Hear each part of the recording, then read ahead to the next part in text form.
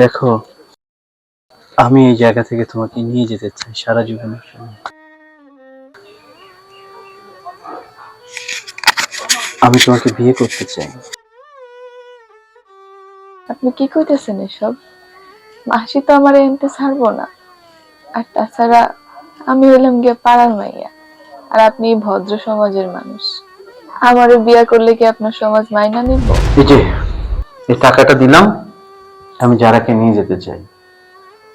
ঠিক আছে, আমি টাকা পাইছি। আচ্ছা, লয়ে যাও তুমি।